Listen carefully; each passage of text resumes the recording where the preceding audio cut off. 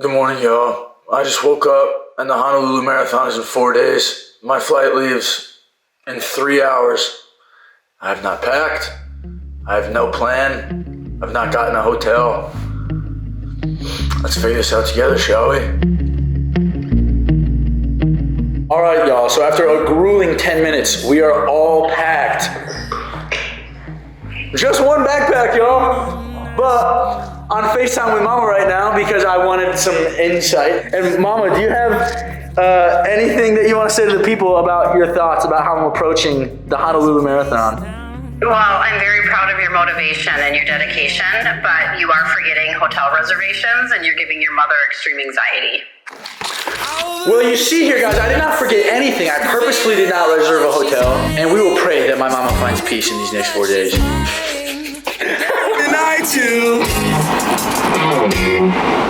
So everybody, I'm in the Uber to the airport right now, and I found that my driver is a fellow adventurer himself. Sir, if you had one piece of advice for a 23-year-old, what do you think it would be? I would say at 23, enjoy life, experience as much things as possible. Don't get too bogged down by a lot of that be happening around you. So that's my little 2 cents I'll take a young person. Thank you very much, sir.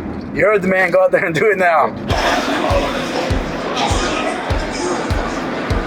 I have heard that if you get drunk and then you fly, the gain in altitude makes you more drunk. So I had 7 beers at the Centurion Lounge and I'm headed to my flight. I will let you guys know my findings. Stay tuned. A few moments later. Well, y'all, when I check my boarding pass on my phone, it tells me like the boarding time of the flight, you know? And then on the little widget, like on the lock screen, it apparently tells me the departure time. So the whole time I thought my departure time was my boarding time. Showed up like 10 minutes early, Fane's still at the gate, but the ladies working the gate wanted to be so much help, so they just told me to get lost. So my flight, new one, is at 8 a.m. tomorrow. So I guess the first hobo maxing night is gonna be in the airport. One benefit of joining the Marine Corps that nobody talks about is instead of drunk and upset, I just feel like at home with like who I am or used to be, you know? Kind of weird way to put it, but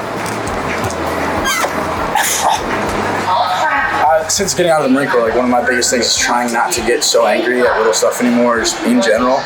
And this is it's a good opportunity to practice, if you will, not getting angry. I've got nothing to do for like the next 14 hours, so I guess I'm just gonna walk around LA yeah, I'll fill you guys in as noteworthy things happen, I suppose.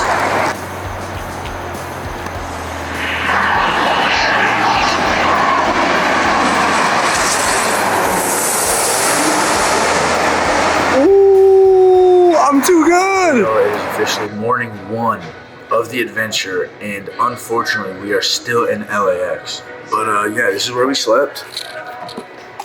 Right here. Yeah, that's it. My mind's kind of wiped, to be honest. I just woke up. I'm gonna probably go get some breakfast somewhere, and then hopefully have a little bit more oomph next time I get back to you guys.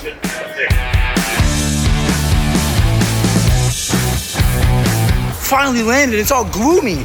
What the? I thought I landed in Hawaii. What is this? Oh, it's starting to clear up over there. That's fire. All right, stand by. If it rains too hard, I suppose we'll get a hotel. Because I'm gangster about this stuff. I ain't that gangster. But if it keeps misting like this, I can go get a Target and like get a tarp or something. And tarps on the beach with and make a little fire.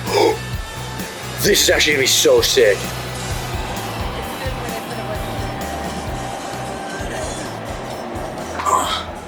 So y'all, I understand. I have some explaining to do. I'm clean. I'm in a house. It's the morning time. I thought this was an adventure and we're sleeping outside. Well, I tried. If you're following along on Instagram, you saw I posted outside sleep.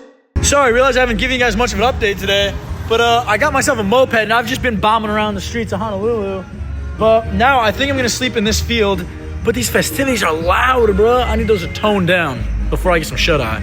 It just turned out there was a considerable amount more hostile forces than I thought there would be. So I'm walking around this beach trying to find a place to sleep, right? I noticed all these signs, trespassing, punishable up to like $500 fine or possible imprisonment. And I was like, I should find somewhere secluded and dark. Turns out, bro, so are all the homeless people there already. They all have the good spots. I find a spot, this little second-class spot. It's all right. It's dark enough. And then I blow up my sleeping mat and I lay down and I'm like trying to get some shut-eye, and I just like, I can hear too much, you know, for like comfort. And I look around and like every time I do, there's like a homeless person. And I was like, yo, this is weird. But, you know, happens, like that's fine. So I was gonna go to bed, and then I saw a cop making his rounds. I've spent a night in jail, y'all. It's not fun. That would up the vibe of my adventure bad. Yeah, I decided to hit up my buddy just to see if he knew a better spot, and he's like, oh yeah, my place. I don't even know why I didn't think of that. So I got the moped, right, and that thing goes about 35, 40 on like a slight downhill, and you're not supposed to go on highways. Nope. So I'm riding little moped, and then I notice, oh, that's weird. The speed limit has significantly increased, and this looks like a highway. And then the uphill turns into a downhill, and I start bombing that going 45, like 55. I almost just lied to you guys. I got it going 51. So when that happens, I get off the highway after like 20 minutes, and then I pull up to this, I turn off on this road, pitch black. Could not see a singular thing. Obviously, the only way out is through. So I didn't like decrease speed at all, because also I wanted to get it over with. I was like, this sucks, I hate this. Eventually we finally made it here, chopped it up with the boy for a little bit, and I confessed to you guys what I had done.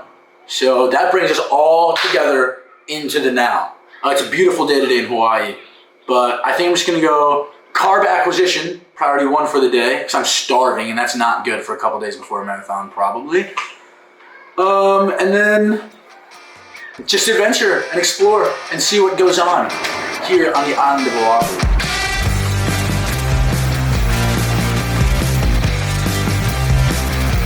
Yo, this is like the stuff I'm talking about. I came here with no plan, met up with my buddy, and he's like, yo, you should go to this beach. Well, it's not really a beach, it's just like some cliffs and like a really pretty view. And here I am.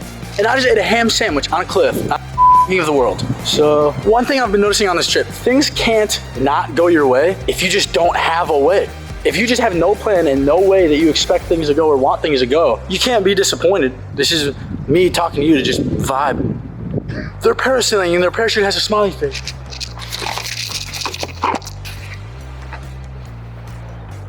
That is awesome. Well, I guess that's your sign. Smile, big dog. The Chariot and I just made the trip from Waikiki to North Shore. It only took 2 hours. The impromptu adventures have taken us to skydiving, and I'm hitting a sunset skydive, and I've seen like clips of it and everything. It looks like it's gonna be beautiful. We're jumping from 18,000 feet, which usually like you're not able to do, but the weather today is permitting, so jumping from real high up. Might hit you guys with a little no reaction at the start. Probably not. But yeah, I'm rambling now because I'm horrified. No, I'm not. I'm actually tough and brave, and I'm not scared of anything.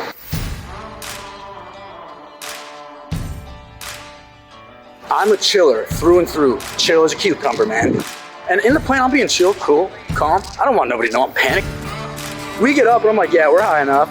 And he goes, hey, man, we're about halfway up. How you feeling? I was like, I didn't know it was an option to jump from 18,000 feet or not. I thought that was the only option. So I'm in the plane, and motherfuckers are getting out at 14,000. I hear something about an 8,000. I was like, huh?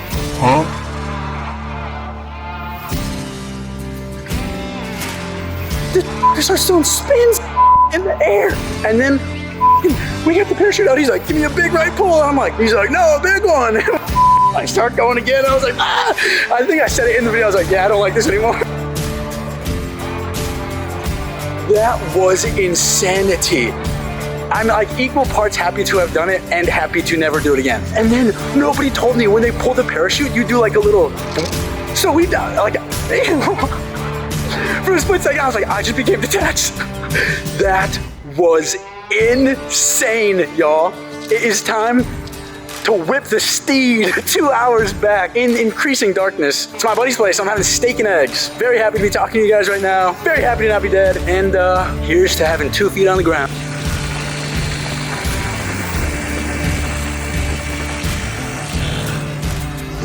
Y'all, I woke up every hour on the hour last night, excited for this race. Excited to get up at 3:30 to catch an Uber. And sure as shit, didn't wake up at 3:30 and my phone died on the charger. So I've had no food, no warm up, no headphones. It's time to go kill a marathon, I guess.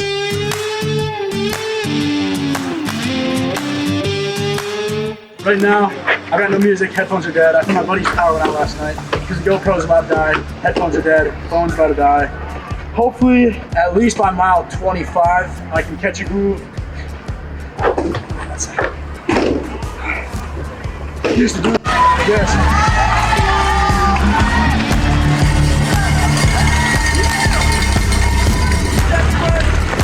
I picked up some water. Turns out you're supposed to like prep for marathons and like warm up and eat and drink stuff before. I've been throwing up since for the last 3 miles, since mile 17. Awesome. I can't feel either of my feet. This knee, it feels like somebody's cutting me, and my shoulders hurt. I have had better days, but after I throw up, I feel good for a little bit. Okay. Yeah. Woo!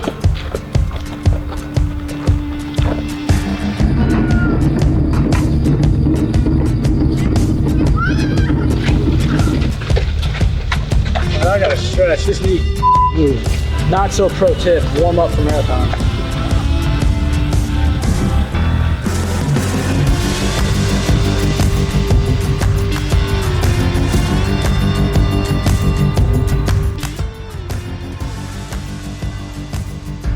Nothing's coming out anymore.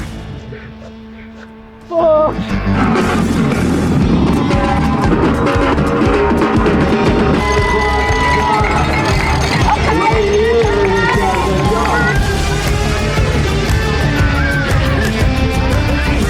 Obviously, not the time we wanted, but also not the nutrition we wanted, hydration we wanted, warm up we wanted.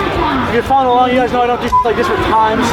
I do it just to push. I definitely pushed today. Like, I don't think I've ever hurt that bad in so many places all at once. And I started at like mile 16, 17. I started throwing up. Definitely not proud of my time, but I'm proud of my effort.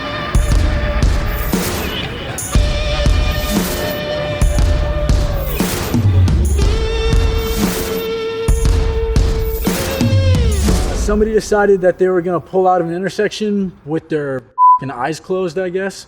A big part of how I've been trying to like rebuild myself is through like suppression of my anger. And I've noticed a lot, like it ties into fitness. There's gonna be a baseline of suffering in your life or like emotional pain or mental struggle, and like it'll always find equilibrium. So if you can put as much of that in your way on purpose, going on a run, lifting, literally doing anything that's like physically uncomfortable that you have complete control over to work through, it'll make stuff like that way easier.